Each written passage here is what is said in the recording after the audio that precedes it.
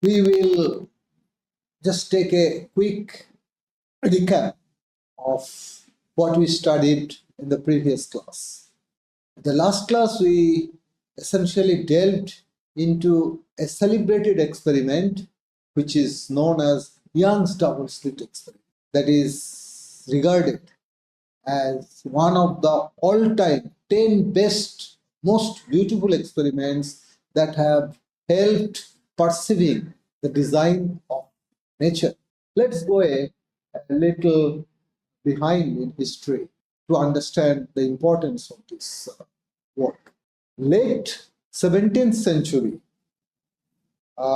in 1690, to be more specific, a Dutch physicist, Huygens, suggested that light travels as a wave, and which is known as popular as wave theory of light. However, within just few decades, this wave theory was contested by Isaac Newton, who proposed instead corpuscular theory of light, where he assumed light to be comprising of a bunch of stream of particles. Einstein's authority was so pronounced in the scientific world that nobody could challenge this corpuscular theory of light, even for almost 3/4 of a century after his death, until Young performed this famed experiment.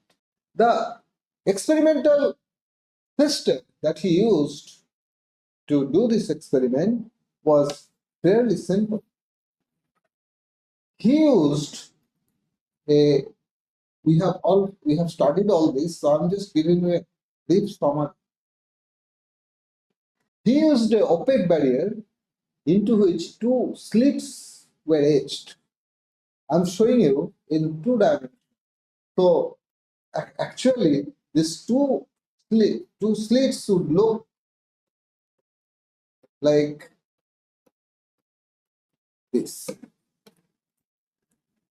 And he placed source symmetrically in front of this. Means this was a point source, and this source is equidistant from this to slit. And behind this barrier, opaque barrier, he placed a viewing screen. Now, if light were to travel, light were to behave as particles, then it would obviously leak through this to slit and reach these two regions of the screen, creating bright spot or bright stripes. And light would not be able to reach any other place on this viewing screen if light were to behave as particle. But in the experiment, Young found that Young found that at the center of the screen, which was again equidistant from these two slits, there was a bright region, and this presence of this opaque barrier would forbid any light reaching this region. And not only that, there was alternate bright and dark zone that was observed on the view screen. So these were bright and in between dark. So obviously,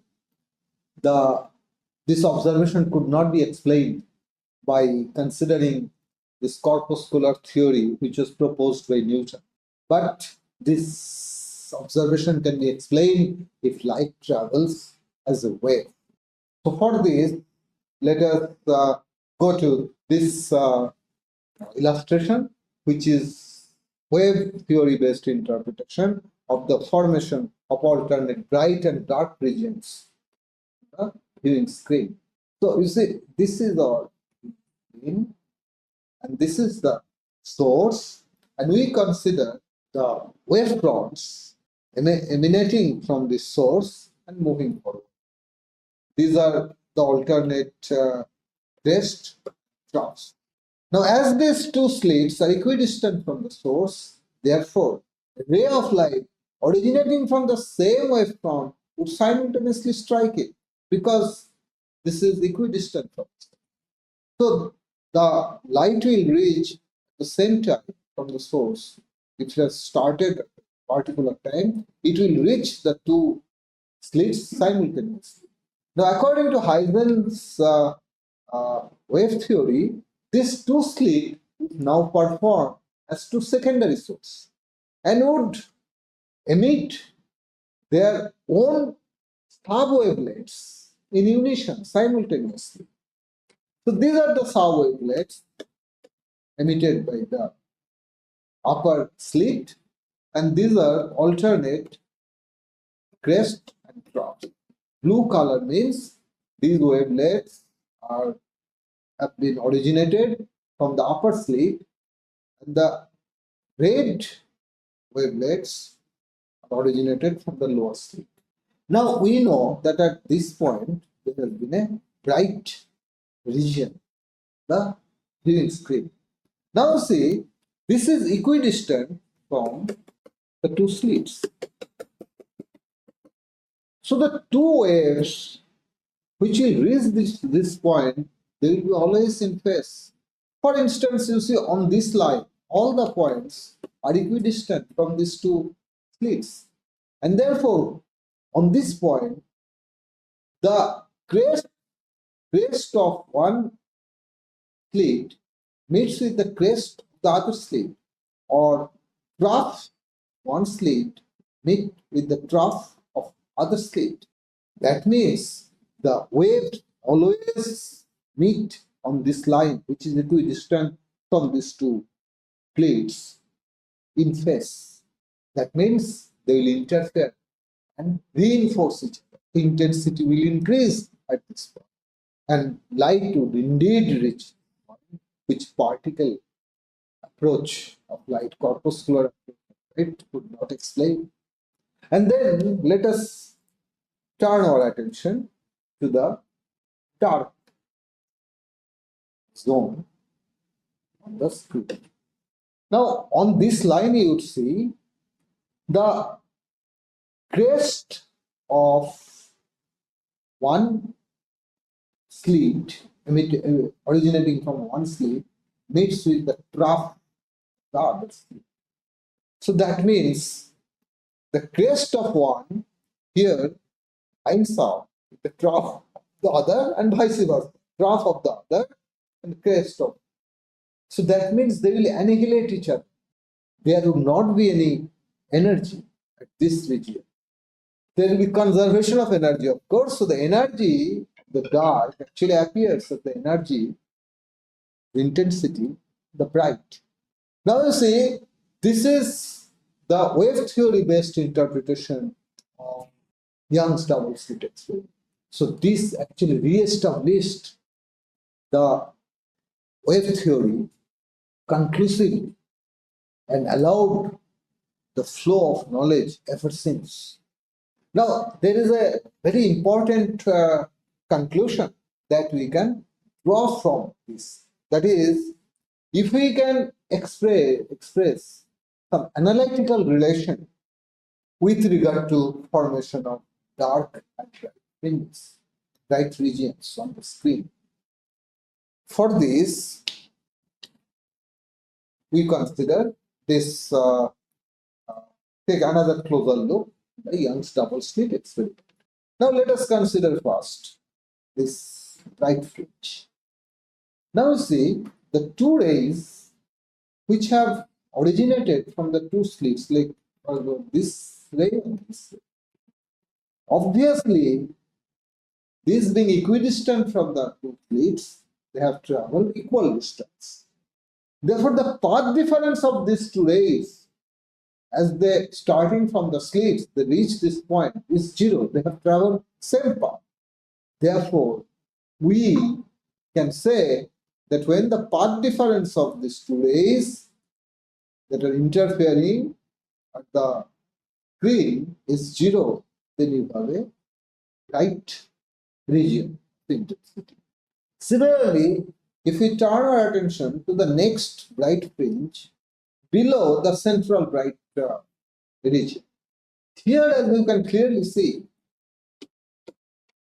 the ray which is originating from the upper slit has traveled a longer distance compared to the ray which has started its journey from the lower slit. And because they have again interfered and created bright region, that means these two waves, of course, they are in phase. That's why bright region has been formed. But what is the path difference between them? This has traveled a longer distance. Because they are in phase again, therefore, this has traveled a distance which is just one wavelength more than the distance traveled by this ray. So this distance, if this were x, this will be x plus lambda. Only then they will interfere constructively. They will reinforce. Because the wavelength is that two points on the wave, they are in phase. So if you move it by one wavelength, it would be still in phase. I hope you are able to appreciate this point. So then, at this point, the path difference of these two rays, which have interfered and created and produced a bright region of intensity, the path difference is lambda. So you have it. Similarly, if you come to the next bright fringe, here it is easy to show that this ray, which started its journey from this slit, has traveled even longer distance compared to this. And because they're still in phase, produced another bright region of intensity. So the path difference here must be 2 lambda, so that they're again in phase, the two waves. One has traveled 2 lambda distance, twice of wavelength distance more than that. Now, similarly, if you consider the region which has been formed above the central light range, the same logic again applies, except that the ray which starts from the lower slit now travels a distance which is more than the ray which travels from the upper slit. Nevertheless, there's separation, path difference is once again lambda. Similarly, the next one, the path difference will be 2 lambda, which will be again. So then, what we have seen, that the path difference is lambda, 2 lambda, 3 lambda, 4 lambda, and so on. Then you have a bright zone. Now let us turn our attention to the dark zone. So this is the first dark zone below the central bright. Here, this wave has traveled, of course, a longer distance than this wave. And because they are out of phase, because they have interfered, they have annihilated, the intensity is annihilated of the two waves. So that means they're out of phase. When they will be out of phase? When one wave has traveled a distance which is half of wavelength more than the other, only then they will be out of phase. I think you are able to appreciate this point. So then, for this, the path difference is lambda by 2 and you have dark zone, both above and below this central. Next one, the path difference will be 3 lambda by 2, lambda plus lambda. So 2x will be again out. So then we can say that if the path difference is lambda by 2, 3 lambda by 2, 5 lambda by 2, so on, then we have dark fringe. So this lambda, you see, these are all odd multiple of lambda. Similarly, you can express lambda as 2 into lambda. 2 lambda you can express as 4 into lambda. This you can express as 6 into lambda, 8 into lambda. So we can say that whenever the path difference is even multiple of lambda by 2, it is going to be a bright fringe. The two waves will interfere and make a bright fringe. And when the path difference is all odd multiple of 2, 1, 3, 5, 7, etc., it will be done. So we can actually express this analytically. We can say that if path difference is 2n lambda by 2, then there will be bright fringe. So if you have n equal to n is an integer 0, 1, 2, 3, the path difference will be 0, lambda, 2 lambda, 3 lambda, and so on. And if path difference is 2n plus 1 into lambda by 2, you will have dark fringe. That means it will be lambda by 2, 3 lambda by 2, 5 lambda by 2. N is an integer. So now if you plot the intensity as a function of this path difference, then what you would see? You would see that suppose we start from here, we count our path difference from here. So this is 0. This will be lambda by 2 path difference. Huh? This will be lambda. This will be 3 lambda by 2.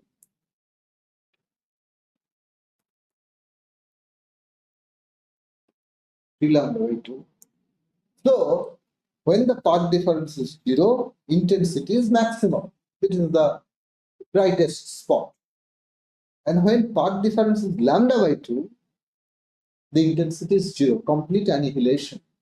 0 annihilation, that is complete reinforcement, and here complete annihilation, 0 reinforcement.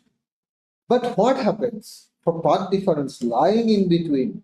The fringe intensity will vary from 0 to maximum. So then you see, by manipulating the path difference between the two interfering waves, the intensity of light upon their superposition can be varied in a controlled manner. If you can vary the path difference, the intensity of the interfering waves after the waves interferes, the value can be manipulated by manipulating the path difference. So this is a very important conclusion. This can be exploited in fabricating the partially transmitting mirrors, for which is prerequisite for the making of a laser. You already know this. Just touch upon. You know that in case of a laser, just refreshing your memory, you have a inverted medium, that is a medium in which medium in which you have inverted population, and you place this between two cavity, which basically two mirrors parallel. And as it is an inverted medium, the photons which will originate from spontaneous emission, some of them which travels along the axis will continue to oscillate back and forth, and as a result of it will exploit stimulated emission because there is an inversion, and the light intensity will build up inside the cavity. However, light intensity will be built up in the cavity, but there must be some way to couple some of it out as useful loss, which will form your laser beam. So we know that one of the mirror must be a partially transparent, which couples out part of the light from inside the cavity, forming the that is usefulness that forms the laser beam. Now you see, it is not that a particular partially transparent mirror will suffice for all the lasers. Different lasers, and even same laser, depending on their operating condition, may require partial transmitting mirror of variety of transmission. So how do there is special optics, special mirror? How do you fabricate such mirror? Well, as I said, you can exploit, you can take advantage of this conclusion, and you can apply that knowledge to fabricate such mirror. Let us go a little deeper. You see, we know that suppose there is a medium which we call medium 1, there is another medium which is medium 2, and this is interface 1, and this is the second interface. This is again. Now we know that when light shines onto it, a part of the light is reflected back into the incident medium, and remaining is actually travels into the second medium, of course, after exhibiting a bending, which is called refraction. Now, obviously, the question that can be asked here is, what fraction of this incident light is reflected into the second medium, and how this fraction of refraction depends on the refractive index of the two media and the angle of incidence. Suppose that these are the refractive index of mu2, and this is mu1. Well, I did not want to. It is the same medium 2, medium 1, medium 2. So medium 1 means, or refractive index is 1, medium 2, it's 2.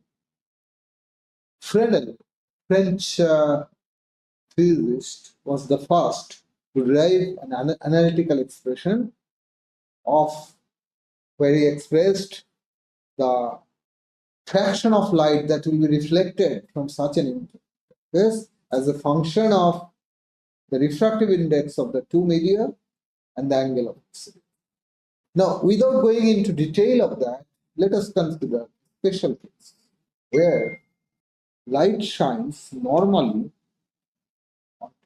so angle of incidence is 0. Now, if we assume that R is the reflective part of it in percentage, then from Fresnel formula, it would follow that for normal incidence of light, the fraction that will be reflected in percentage is, if this is mu1, this is mu2, it is mu1 minus mu2 divided by mu1 plus mu2 whole square. So if we into 100%, if we take, now for a laser, often glass is used as the material of the mirror. That is because glass offers wide transmission window, right from near infrared through visible into ultraviolet and even vacuum ultraviolet. There is a wide range of wavelength, light, so glass has full transmission, and that is why it is preferred as the substrate material of most of the optics that is used for the operation of laser. So we consider this medium to be glass. In glass, we let us assume refractive index is 1. And let us assume this medium is air. That's what actually happens in reality. So if we plug in these values, then it will be 0.5 square divided by 2.5 square into 100%. So this will become 1 by 25 into 100%. So 4% of light, whatever is incident, 4% of that is going to be reflected from this interface. So remaining, that is 96% getting, which again needs this second interface. This is again glass and air. So again, same formula will be applied, say mu1, mu2, and 4% of this 96% will again be reflected. And it will again strike this interface. And from here, only a very tiny portion, 4% of this will be too small. So we can assume, if we neglect this 96%, if we consider its full 100%, then roughly we can say that nearly 8%, 4% and 4%, 8% of the light will be reflected, taking into account the reflection from both the interfaces. So that means nearly 92% of the light incident on it will be transmitted. So then finally what we have, you may now think that, okay, we'll have a glass plate and you have your laser. Laser means that active medium, and you have one total reflective mirror. And you may say, okay, well, this is our partially transmitting mirror, because it allows 8% of the light that would fall from this active region of the laser into this. 8% will be reflected and 92% will be transmitted. So you might as well say that, well, this will serve as the transmitting window, because 92% of the light that has been stored will come out as useful loss. It will form the laser beam, and it is offering a reflection of 8%, which will oscillate back and forth. So as you see, 8% will be reflected and 92% is transmitted. So you might feel, so what is the problem? This can perform as a transmitting mirror of the laser, but with so much of loss, you would most probably would not be able to make the oscillation sustain inside the laser. It will die out. Well, I will end here today and begin from this point the next class and see why this will not work and why it is important that we have a way to fabricate transmitting or partially transmitting mirrors for laser of varying transmission range.